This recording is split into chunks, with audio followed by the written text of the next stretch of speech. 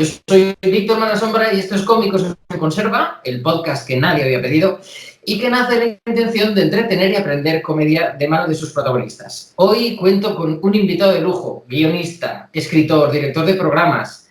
Lo podéis ver en Likes de Movistar Cero, lo del Flux Show, Fluxer, ese programa que usted me habla, de la 2, en el Hoy por Hoy de Cadena Ser, y por supuesto comprando sus libros, Guía para sobrevivir las vacaciones o Conjuras, Tierras Planas y Lagartos. Una persona que ha estado viviendo 10 días en la FNAC sin salir. Hoy estoy contento porque hablo con Miguel Anómalo. ¡Oh, qué gran sintonía! Creo que la música te lo ha acertado, ¿no? Sí, esa es la música que yo pongo en sintonía siempre que puedo. Yo sé muy poco de música, entonces cuando planteo un proyecto y no sé qué sintonía poner, pongo esa. Muy bien. Conversation, Elvis y JLX o JXL. Algo así. Bueno, primero de todo, oye, ¿cómo llevas el confinamiento? Sé que tienes tres chiquillos pequeños, ¿no? O sea, que aburrirte no te vas a aburrir tú. Ojalá. Yo me identifico mucho con el meme ese que se está viendo de Mel Gibson hablando con James Caviezel en el rodaje de la peli de esta, ¿cómo es? La Pasión de Cristo, que se ve al actor totalmente en plan gore, con sangre y no sé qué, y a Mel Gibson. Entonces el meme es, pues te voy a contar cómo llevo el confinamiento yo que no tengo hijos, ¿no? Estoy llevando fatal. Pues sí, no, aburrirte, no hay tiempo a aburrirse, pero bueno, pues yo qué sé, o sea, tiene sus cosas buenas y sus cosas malas tener niños. Por un lado, no tengo tiempo para nada más, porque tienen 2 años y medio y 3 meses, con lo cual no te da la vida para nada.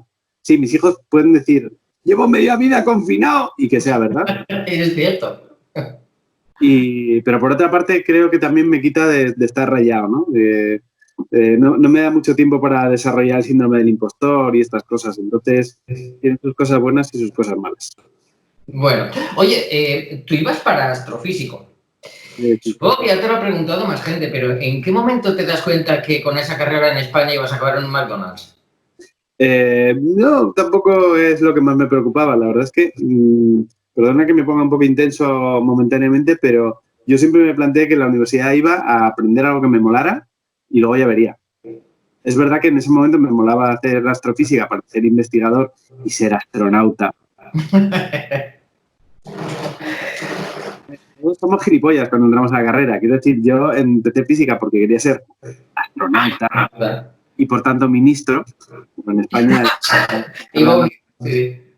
Pero luego también me metí en comunicación audiovisual porque quería ser director de cine, que tampoco estaba mal, como forma de pasar hambre. Y te puedo decir exactamente en qué momento dije, yo me he equivocado, que es la primera clase de ecuaciones diferenciales 1. Había ecuaciones diferenciales 2, 3 y 4. Oh.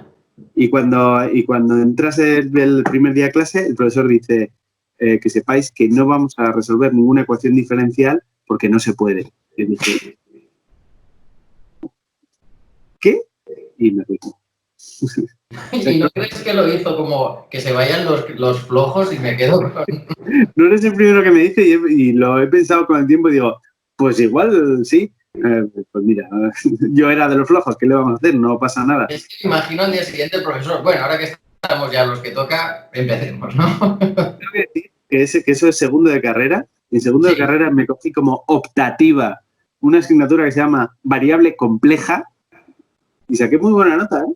Hostia, es que ya son cosas que a mí se me escapan. Las matemáticas y yo... Variable compleja son números complejos que tienen una parte real y una parte imaginaria. ¿What? What the fuck? Bueno, entonces tú te lo dejas, pero ahí no acabas, porque yo sé que después haces comunicación audiovisual, ¿no? Que esa sí que acabas. Hay que perder el tiempo de alguna forma. Sí, acabé comunicación audiovisual y de hecho llegué a hacer un posgrado de guión. Que ahí, si no recuerdo mal y mis fuentes, que soy yo mismo buscando, no me engañan, lo hiciste con Carlos Langa. Sí, nos conocimos ahí. No es que lo hiciéramos juntos, sino que coincidimos allí y la verdad es que yo con Carlos, y esto creo que te lo podría decir él si se acuerda, desde el primer momento dije yo quiero trabajar con este tío. De hecho, acabamos el curso y hicimos algún tanteo de hacer alguna cosilla juntos con otra compañera que se llama Gemma Villaverde, que está trabajando en Cataluña. Estaba haciendo cosas en TV3 y tal. Eso Y lo hiciste en Barcelona, ¿no? brillante. ¿Perdona? Eso lo hiciste en Barcelona, el máster de guión. El máster era un máster que organizaban la Pompeu Fabra de Barcelona y el Terrat, la productora de Buenafuente. Entonces está muy bien porque lo hicimos en 2008. ¿Tú te acuerdas de lo que pasó en 2008? No. Pues hubo una crisis de deuda a nivel... De eso sí, claro. Y se paró mucho la producción de tele, supongo que en todo el mundo, pero vamos, en España se paró bastante. Con lo cual, uno normalmente hace un máster diciendo, bueno, alguna práctica habrá y tal. Pero sí que verías el máster para, por lo menos te abriría un mundo de contactos, ¿no? O algo. Yo no diría un mundo tampoco, o sea, conocí gente y algunos de ellos con los que todavía mantengo contacto más o menos profesional y varios que mantengo a amistad. Sobre todo saqué la amistad y el compañerismo laboral con Carlos Langa, que a la larga es lo que me ha metido en el mundo del guión. Pero tampoco te creas tú, o sea, sí, conocí a alguna gente, pero yo creo que a esa misma gente hubiera llegado a través de Twitter, ¿eh? Porque yo entré en Twitter cuando en Twitter todo era campo y prácticamente estábamos ya mucho cómico entramos a, bueno, no sé si considerarme cómico, pero mucha gente que nos dedicamos a entrar bien. Porque tú haces el máster de guión, tú estudias audiovisuales para ser director de cine, pero de repente... Director de cine. Exacto. Pero vamos, a ti la vertiente cómica la tienes ahí. ¿Cómo llegas a la comedia? No sé. Dímelo tú. Pues no lo sé, un poco porque, mira, esta pregunta sí que no me la habían hecho nunca y no lo sé, pues porque me gusta hacer reír. Yo creo que llevo haciendo cosas de hacer reír toda la vida. Yo creo que en el instituto ya hacía algo de teatro semiprofesional y ya planteábamos más la comedia. Yo creo que es la forma que tengo de expresarme de siempre, de buscar más la risa que la intensidad. Aunque si buscas alguna cosa escrita por mí de adolescente, a lo mejor me matas de vergüenza.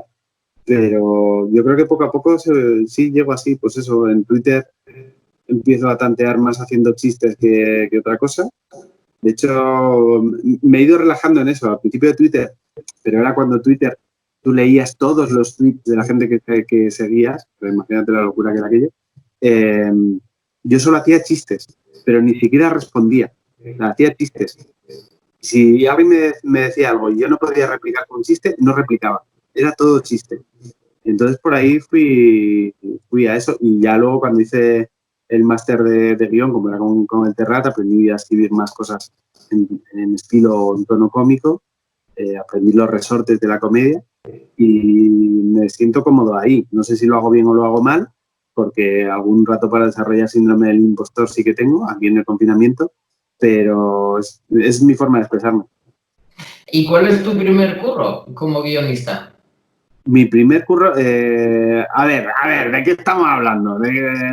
Porque depende si hablamos remunerado o poco remunerado o nada remunerado. Es algo que también te quería preguntar, porque en los inicios parece ser que tienes que bajarte bastante los pantalones para poder entrar ahí y empezar a cobrar algo por tu faena, ¿no?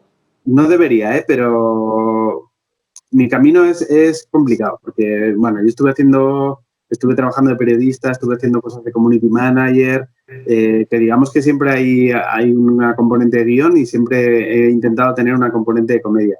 He intentado, porque claro, cuando eres periodista en público, pues igual tampoco tiene... Si fuera en el Huffington Post, sí, pero en público no es igual. Un saludo a Guillermo Rodríguez, director del Huffington, que es y es muy gracioso, siempre comentamos eso de sus portadas porque son muy graciosos. ¿Y qué estaba diciendo? Pero yo al mundo del guión llego porque me quedo en el paro después de trabajar como community manager porque me pilló esta crisis de 2008 y coincide que Carlos Langa está en Madrid también en el paro.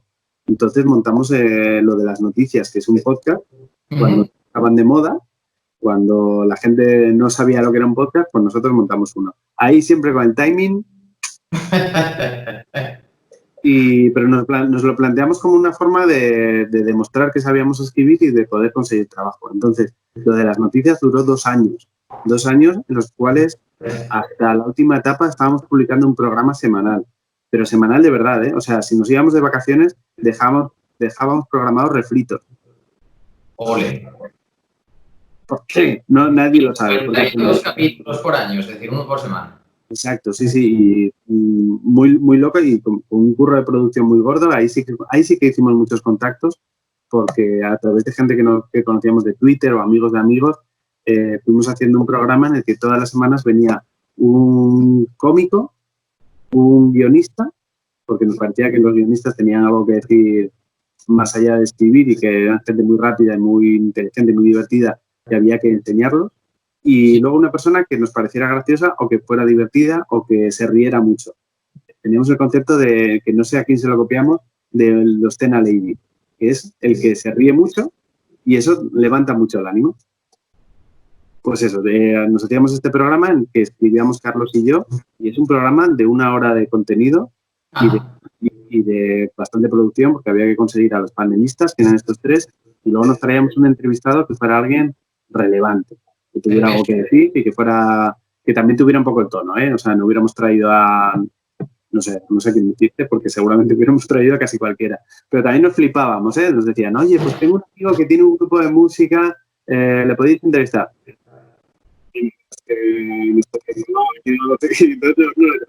Hasta que no se estábamos muy jodidos y podrían ir todo el tiempo. Y a partir, bueno, total. A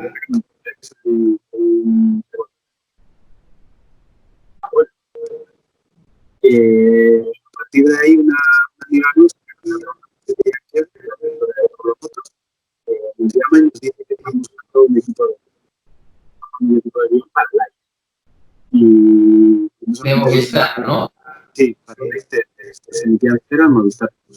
Y tuvimos una entrevista un poco, pues a ver qué pasaba. También te digo, estábamos un poco en situación de o sale algo ya, o yo he hecho el currículum en el Mercadona porque ya está ahí.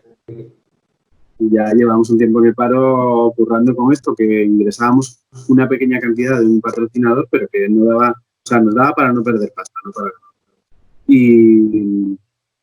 y entramos directamente, o sea, no nos hicieron prueba de guión, que eso es bastante raro, que unos don nadie, que no teníamos experiencia, digamos, de IMDb, no teníamos créditos, solo teníamos el programa, pero es verdad que teníamos el programa.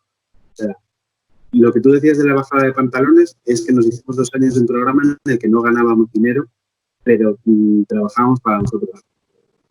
Luego es verdad que al principio no cree que no me tienen que pagar tanto porque yo estoy nuevo y tal. Bueno, aquí hay un sindicato que se llama ALMA, que es el sindicato de los guionistas, que te va a decir que sí, que hay un mínimo que tú tienes que cobrar y si la persona que te contrata cree que no tienes el nivel, pues que no te contrata.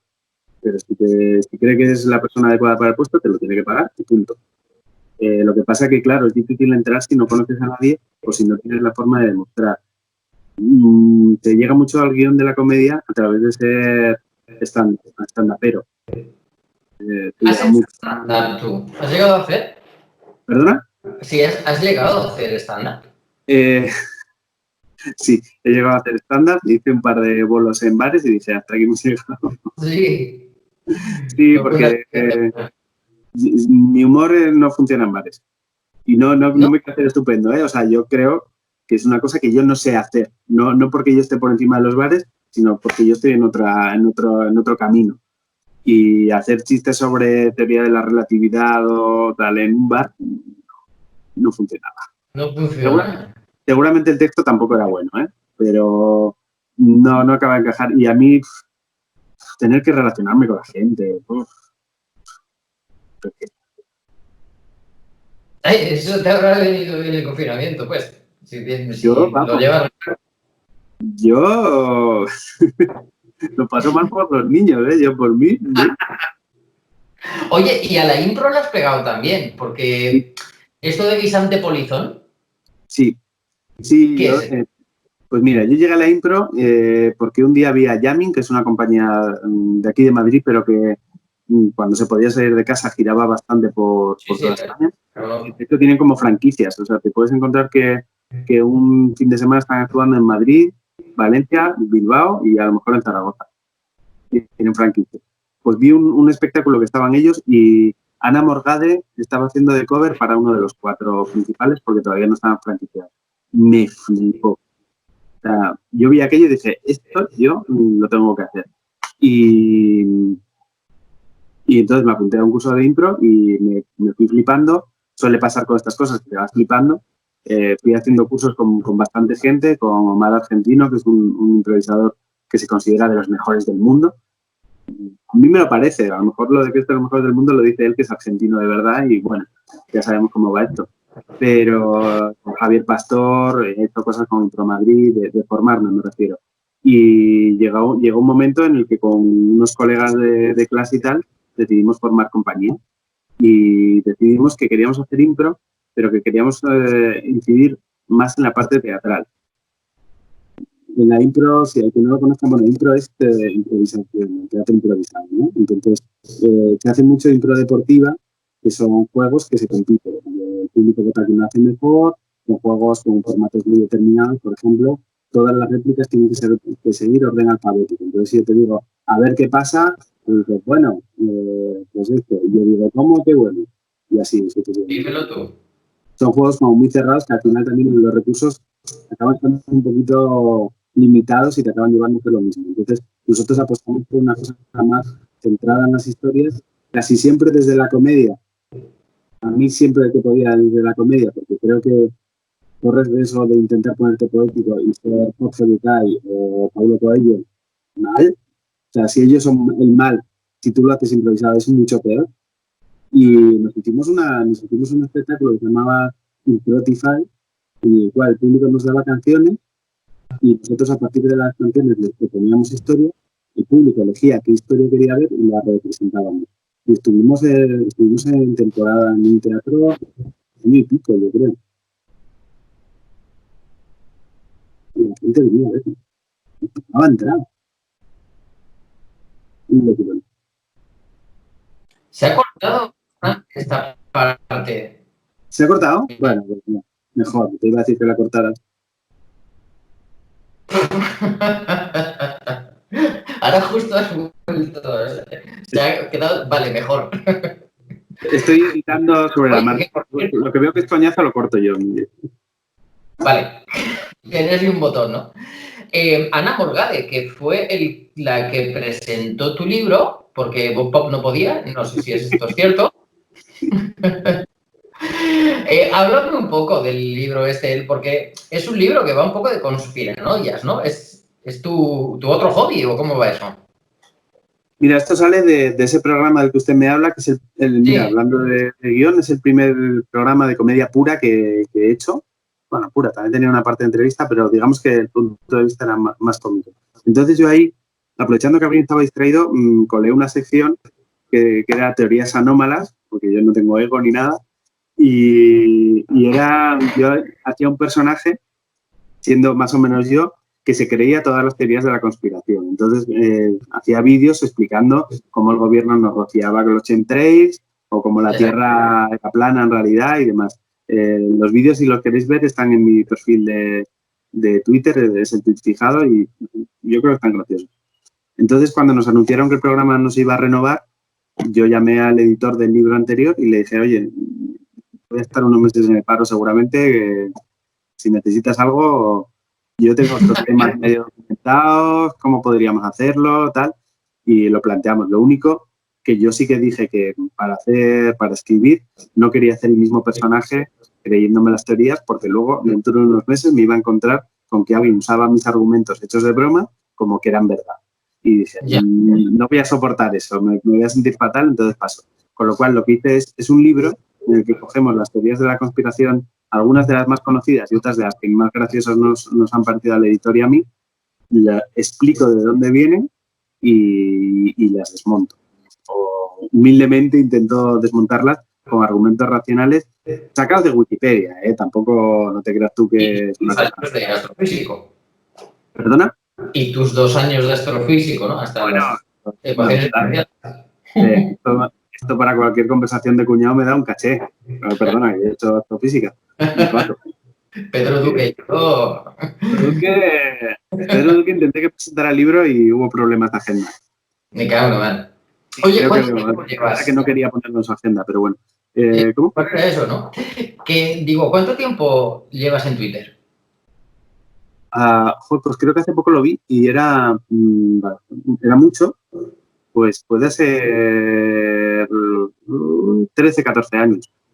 O sea, tú entras realmente cuando está en pañales. Pues era campo, sí. Sí, de hecho. ¿Qué diferencias ves en el Twitter de antes al de ahora? Todas. Es que antes no íbamos de guays. Antes no íbamos de guays, pero era guay, porque tú podías decir cualquier chorrada que no pasaba nada. O sea, primero nadie se enfadaba, porque todos éramos muy pocos, entonces los que estábamos ahí sabíamos a lo que estábamos, o yo creo que sí que había como varias subcomunidades, pero cada uno en su comunidad no molestaba a los demás. Es decir, yo usaba Twitter para hacer chistes y nos podíamos pasar toda una tarde haciendo juegos de palabras malos, muy malos, y nos íbamos riendo todos del que hacía el otro y era divertido. Y a la vez había gente, como Pedro Sánchez, que usaba Twitter para decir que estaba comiendo una pizza cojonuda con los colegas. Ser malos. Y era como, bueno, a lo mejor nos podemos reír un poquito de estos, pero no nos vamos a ofender. Y los que estaban haciendo eso, pues normalmente tampoco, a lo mejor seguían a alguno de los chistosos, pero ya está, no pasaba nada. Tampoco había el botón de retweet. No había botón de retweet. De esos tiempos hablamos. Con lo cual, la viralidad era más complicada. Eran tiempos más inocentes. Y yo lo recuerdo con cariño eso, en los momentos de hacer chistes. Ya está, nadie se ofendía, no sé, era divertido. Has dicho la palabra, ofenderse. Una palabra que también un poco en el mundo de los cómicos está como ya un poco hasta prohibida, de decir, ya, los ofendiditos, ya está bien. Pero sí que te quería preguntar, o sea, ¿qué opinas tú sobre todo este mundo de gente que cree que está en el deber de decirte que no puedes hablar de según qué cosas? Pues a mí me cansa mucho. Ya. A mí no me lo suelen decir tampoco, porque tampoco me suelo meter en polémicas muy gordas y tampoco soy nadie, ¿no? Al final, si no eres nadie, puedes decir casi lo que quieras. Pero me toca las narices, claro, pero sobre todo por el doble rasero. Porque si tú haces comedia, no puedes decir no sé qué. Pero si haces un drama, no pasa nada. La gente se olvida, mucha gente se olvida de que la comedia es ficción. Y como ficción te la tienes que tomar. Y aunque yo esté diciendo una cosa en primera persona, la estoy diciendo desde un personaje. Exacto. Aunque sea momentáneo, que es un personaje que he creado para hacer ese tweet y luego no lo vuelvo a usar. Es ficción, yo entiendo. Entiendo, por ejemplo, que si, yo qué sé, con el tema del COVID, para traerlo a la actualidad, yo entiendo que si se te acaba de morir un familiar, que entres ya en subnormal diciendo gilipolleces en Twitter, te puede doler. No entras a Twitter. ¿Sabes? Como si se te acaba de morir alguien en un accidente de tráfico y decides ir a ver un rally. Quizás no sea lo más... O Mad Max, pues igual no es el momento. Claro. Obviamente, yo nunca haría en el típico que se muere un famoso, se te ocurre un chiste muy bueno y lo pones, lo que no se te ocurre, y tienes un dos dedos de frente, es mencionarle. O sea, no pones @ no sé quién, no pones @ no sé quién del hijo de esa persona que te puede ver. Hay gente que lo hace, a mí no se me ocurre, porque yo no voy lo mismo que yo no voy a un funeral a decir, tu padre era idiota, claro. Pero sí que puedo estar en el bar de al lado diciendo, macho. Es un poco... Lo de siempre también es, si no te gusta, no lo mires. Exacto. Esto es una cuenta que tú has entrado a verla y yo escribo aquí lo que yo considero que debo escribir. Si no te gusta, mira que hay campo para... Y sobre todo esto, bueno, estamos hablando en Twitter, que es verdad que te puede llegar y te lo puedes comer, pero una obra de teatro, chico, pues si te ofende, no vayas. No vayas. Si te ofende no sé qué serie de televisión, pues no la pongas. Otra cosa, o sea, siempre y cuando estemos dentro del Código Penal, claro. Exacto. Sí, pero yo siempre lo veo Perdona, como el que va a haber una película sobre el nazismo y sale quejándose de que Hitler era muy malo, que dices, es un señor que hace de Hitler, Hitler está muerto, esto es un actor. Tú no puedes esperarlo a la salida de su casa para darle una paliza porque ha hecho de Hitler, tío, es un personaje. El intentar desvincular a la persona del que se sube a un escenario a hacer comedia haciendo un personaje muchas veces no es fácil. Claro. Para los oficialitos, ¿no? También te digo, y estando de acuerdo con esto, y es la primera parte que te he contado, luego sí que me cuesta mucho desvincularme de la responsabilidad. Es decir, vamos a ver, Mauricio Colmenero en Aída era gracioso porque no ganaba, digamos, porque su maldad recibía el castigo. Exacto. Si tú le conviertes en el héroe y consigue las cosas porque es racista y no le das una patina de negatividad, pues hombre, yo creo que ahí como creador sí que tienes una responsabilidad que tienes que asumir tú. Pero tú, o sea, lo que no tiene que venir nadie de fuera. También el espectador tiene una responsabilidad de interpretar las cosas. Lo que pasa es que eso cuesta mucho. O sea, cuando Santiago Segura hace Torrente para reírse de este estereotipo y la gente dice, menudo crack, yo quiero ser como este, pues dices, es que claro, tenemos un problema grande. ¿Pero es responsabilidad de Santiago Segura? Pues seguramente no. Ya. Es verdad. Es cierto. Oye, yo lo he dicho en la intro cuando te he presentado, pero yo creo que me lo cuentes, por favor. 10 días viviendo en la FNAC. Sí, yo esto lo veía venir y digo, me voy a entrenar de alguna forma, ¿no? Sí, esto fue un concurso que gané y el concurso era, o sea, el premio del concurso era vivir encerrado durante 10 días en la FNAC.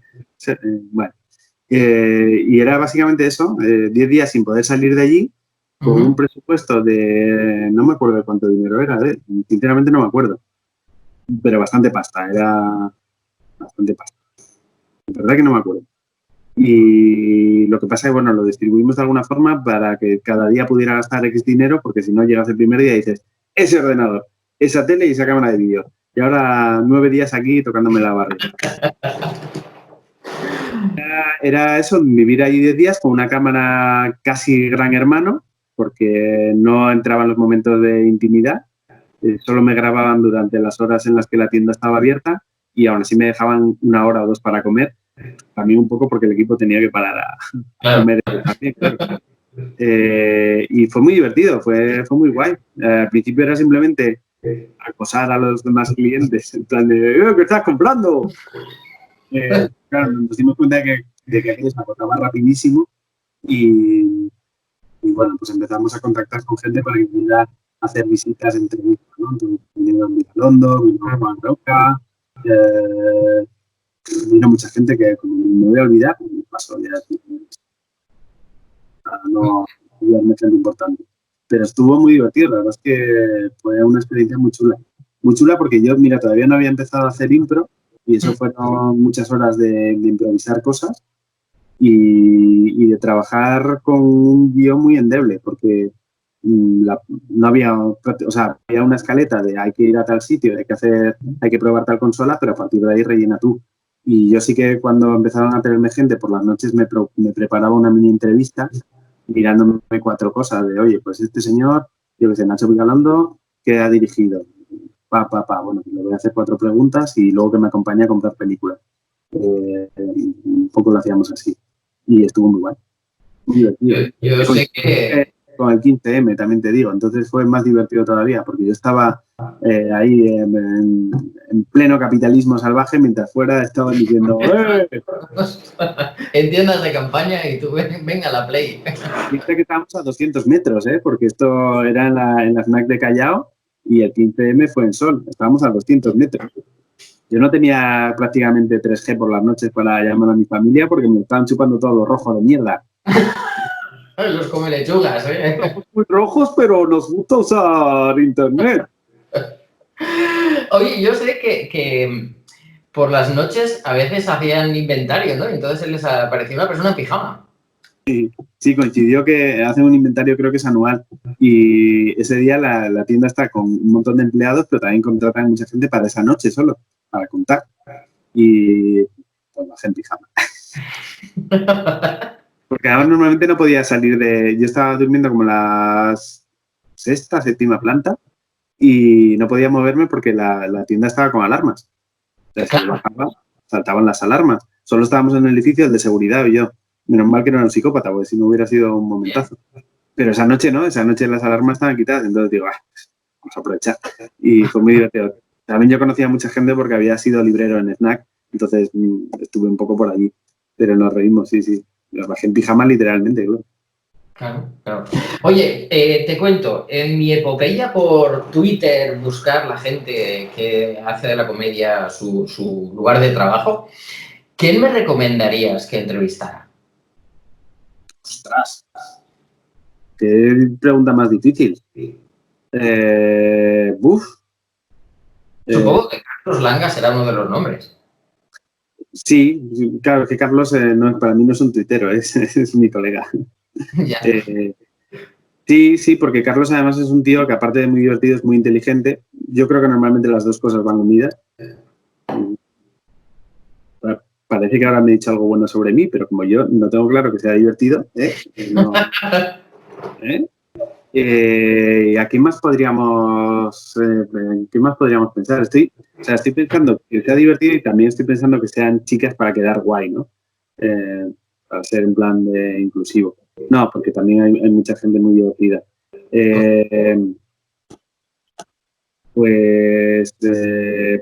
Paula Púa, que antes off the record me has dicho ya que la vas a entrevistar y te quedamos de puta madre. No, ahora lo he dicho, ya no quedamos bien. Vaya. Jolín, mira, voy a hacer una cosa, voy a abrir aquí un momentito mi Twitter y voy a ver a quién tengo, porque así voy a acabar antes. Siempre me ha interesado mucho el Hematocrítico porque es un tío súper creativo. Está haciendo cosas muy creativas. O sea, es un maestro de primaria que tiene una mente que ya quisieran muchos guionistas y muchos cómicos y mucha gente en general. Me preguntas específicamente de comedia, porque si no hay más gente. Pero...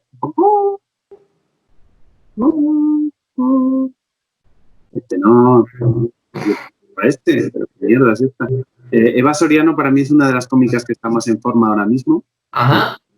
Yo trabajé con ella en ese programa del que usted me habla. Es una auténtica kamikaze. Mola muchísimo porque es una kamikaze. Tú le propongas lo que le propongas, lo va a hacer. Y eso es súper guay. Por lo que está saliendo en el programa, se ve que está confinada con su ex en casa. No sé si la sigues. No tengo tiempo para ver televisión, la verdad. Luego, como guionistas, no, pero ya no están Twitter. Es que Paula Cuervo, que es una guionista brillante, lo que pasa es que no soporta el mal rollo que hay en Twitter y se va. Entonces, a lo mejor está para trabajo, entra y en cuanto se acaba el trabajo se borra a Twitter.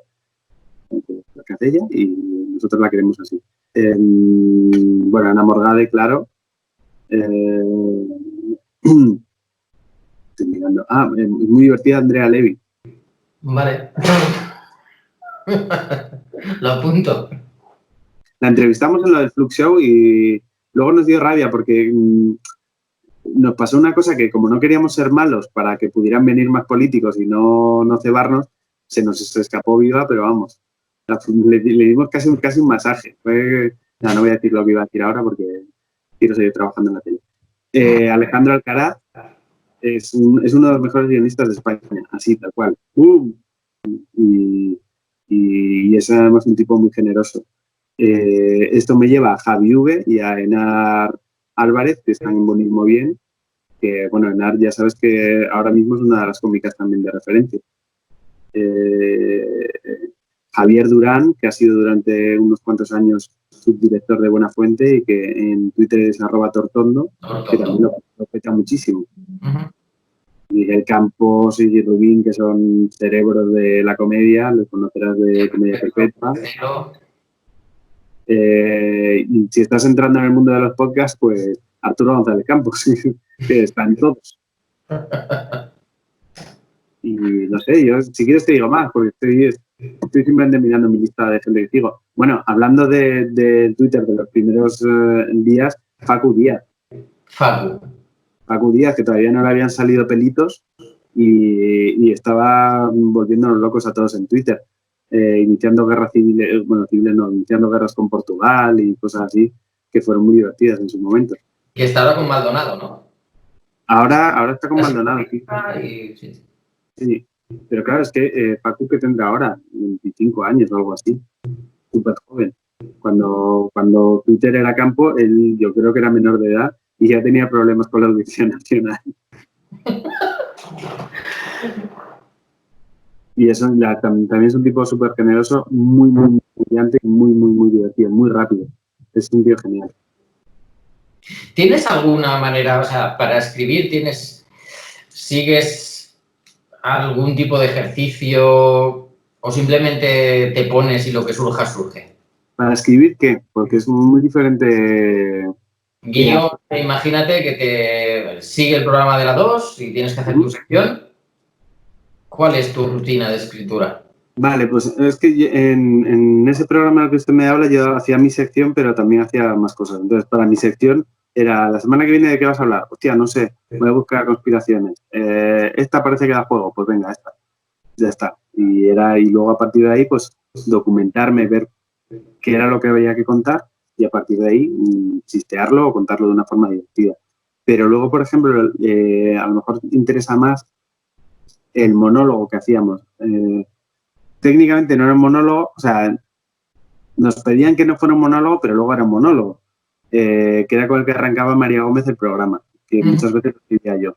Y entonces ahí lo que hacíamos era, a primera hora teníamos una reunión de contenidos en los que decidíamos de qué noticias hacía la sección de noticias del programa y de qué iba el monólogo. Entonces decidíamos el tema y para hacer un programa diario es fundamental tener un equipo potente y tener una reunión de equipo, porque ahí tú decides el tema y en la misma reunión en la que se está decidiendo el tema, normalmente se decide porque ya tienes chistes.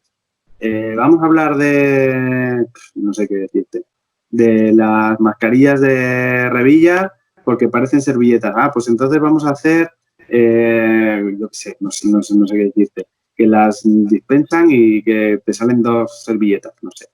Haríamos chistes buenos, ¿no? Seguramente no. O a lo mejor diría, pues vamos a hacer un fotomontaje en el que está Darth Vader con una camiseta, con una servilleta de bar, o yo qué sé. Y entonces ya tienes como 3 o 4 ítems con los cuales ya te vas a trabajar y ya te sientas delante y en un programa diario lo que tienes la presión del tiempo que a mí me viene muy bien. Yo escribo muy rápido y si sé que en una hora tengo que tener un monólogo hecho, en una hora tengo el monólogo hecho y ya irán saliendo cosas. Y en un programa diario tienes que ser mucho menos exigente contigo mismo. O por lo menos yo trabajo así. Es decir, tu texto va a estar vivo 3 minutos, con suerte 24 horas, ¿no? Que tengo un ciclo. Pero ya al día siguiente va a haber otro texto. Entonces, tú tiras los chistes que funcionen y ya harás arte y ensayo cuando hagas una cosa un poco más, con más margen para hacerlo. Y luego, sobre todo eso, tener un buen equipo, porque tú vas a tener un día malo seguro. Y confían oye, cuando trabajas en una redacción, te atascas, oye, estoy aquí pensando un chiste en el que tengo el confinamiento, Messi y he mencionado un perro, ¿cómo podríamos unirlo? Entonces, oye, pues resulta que Messi saca a pasear el perro, pero le da toque para entrenar, vale, perfecto, yo qué sé. Y ya. Tú te has quedado ahí atascado y viene alguien y te desatasca. Y ya de ahí muchas veces fluyes al resto de chistes. También funciona mucho confiar en las estructuras. Yo, lo que os decía antes de los mecanismos de la comedia, en realidad solo aprendes en una semana leyéndote 3 libros, que son La regla de 3, El párrafo chiste, 4 elementos. Entonces, sí, he hecho ya esta comparación, he hecho no sé qué, no he hecho todavía regla de 3. ¿Dónde podría meter la regla de 3? Pues con esto, pues ya está, piramillas. Y eso, cuando estás haciendo una cosa que es diaria, tienes que ser efectivo, sobre todo. Puedes ser el mejor cómico del mundo que si no eres capaz de sacar el monólogo de buena fuente, si no eres capaz de sacarte el monólogo, no sé cuánto tiempo tendrán, pero no creo que tengan más de 3, 4 horas. Si no eres capaz de sacarlo, te vas a ir a tu casa. Hostia, y tú trabajas bien bajo la presión del tiempo, qué guay. yo creo que eso es una cosa que todos descubrimos que trabajar, o sea, todos los que nos dedicamos al guión de tele, por lo menos de diarios, es que te ayuda porque te quita prejuicios. Este rollo que tenemos todos de, esto igual no es demasiado bueno, da igual. Mételo porque además en un programa diario, aunque la cagues hoy, mañana tienes otra oportunidad. Y al revés también, que hoy hayas hecho un monólogo cojonudo, no significa que mañana tengas bulas. Tienes que volver a hacerlo. Entonces, es un poco fast food, pero te curte mucho. ¿Y cómo se presenta? Si has hecho algo de stand-up y eres más bien cómico, sabes que normalmente tienes posibilidad de probar los chistes, vas a un open mic, vas viendo lo que te funciona y al final depuras y tienes aquí no. Aquí, con suerte, hay un ensayo, hay un chiste que no funciona y dices, cambia esta palabra. Eso es ya casi situación ideal. En realidad, aquí es, el guionista escribe texto, el coordinador de guión lo pule, o de, oye, esto no se entiende, o cámbiame esto, o nos van a meter en la cárcel por esta otra cosa. Lo lee el director y se lee en la mesa de ensayo. Y ya está, ya a grabar. Entonces, como son todos los filtros, son gente que está implicada en la generación del contenido, muchas veces no es un buen filtro, porque estamos todos en el mismo código.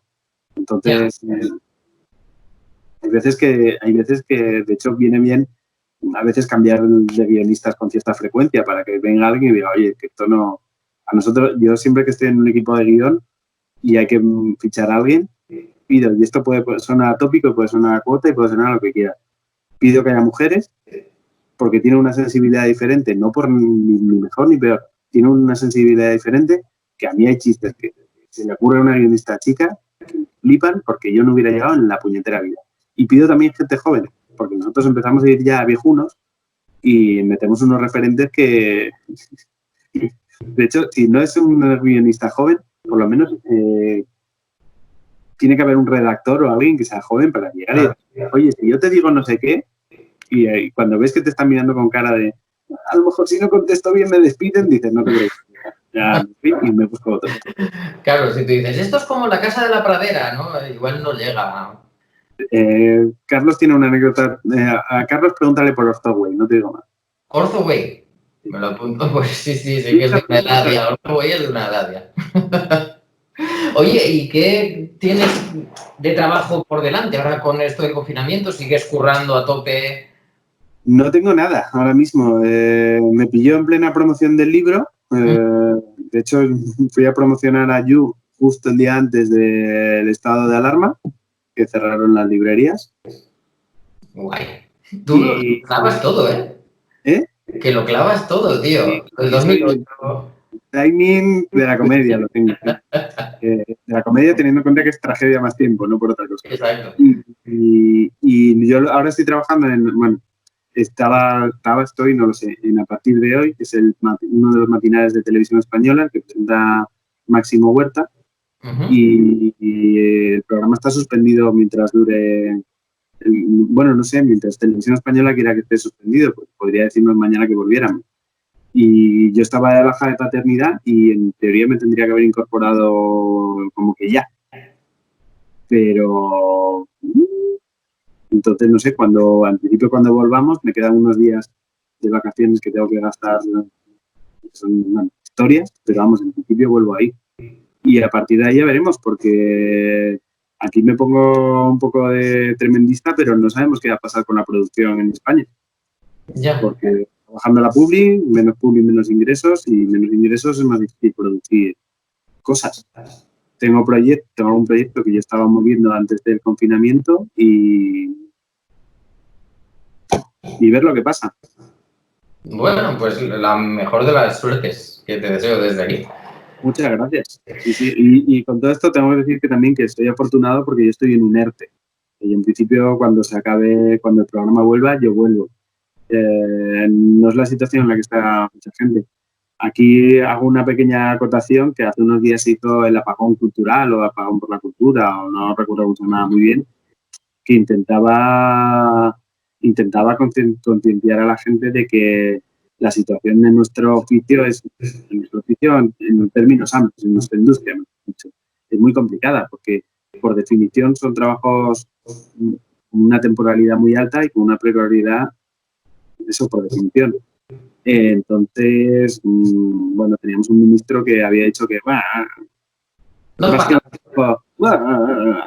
entonces, bueno, pues la situación va a estar jodida. Los que trabajamos en tele, a lo mejor lo tenemos un poquito más fácil, no lo sé, veremos cómo se retoman las producciones, si se pueden retomar las producciones. Buenafuente ya estaba el otro día diciendo que este verano por lo menos no iba a hacer el formato habitual, porque no pueden meter público. Y para un programa de comedia no meter público es muy complicado, porque es muy difícil mantener el ritmo y la tensión. Pero bueno, ya veremos qué pasa con los espectáculos de comedia, con las funciones de teatro y con todas esas cosas, a ver cuándo pueden volver a abrir, con lo cual la cosa va a estar... Vienen tiempos difíciles para la comedia y para la industria del audiovisual en general. Sí, para la industria, para la comedia seguramente no, porque cuando las cosas van mal a la comedia como expresión le va bien. Pero ya veremos Un momento para crear, porque es cierto que la comedia es tragedia más tiempo. Lo que pasa es que sí que es cierto que necesita de un feedback de gente que a día de hoy no puede tener. Es tragedia más distancia, en realidad. Lo que pasa es que puede ser una distancia temporal o una distancia geográfica. Cuando se estaban cayendo las torres del 11S, aquí estábamos haciendo chistes. O sea, yo creo que había caído la segunda y ya estábamos haciendo chistes. Sí. Porque había una distancia emocional que nos permitía hacer chistes. Aquí estamos haciendo chistes del confinamiento todo el rato. Obviamente no lo hacemos de los muertos porque no tiene sentido. Porque ahí sí que nos falta una distancia temporal, seguramente. Bueno, seguramente había chistes sobre China antes de que nos llegara a nosotros. No más seguro que sí. Pues, Miguel, por mi parte estaría ya todo. Ha sido un verdadero placer tenerte aquí. Muchísimas gracias. Si te parece, podemos... Que sea hablar con alguien que no tenga que usar diminutivos ya me hace feliz. Espero que siga todo yéndote bien, la crianza de los niños y sobre todo a nivel laboral. Ha sido un placer enorme. Y si quieres, pues despedimos el podcast los dos. Esto ha sido Cómicos en Conserva, Miguel Anómalo. Y nos vemos la semana que viene. Muchas gracias por tu ayuda. Y divertido, adiós. ¡Mua, mua! Adiós. ¡No os toquéis! Ya lo que hagáis en vuestra intimidad.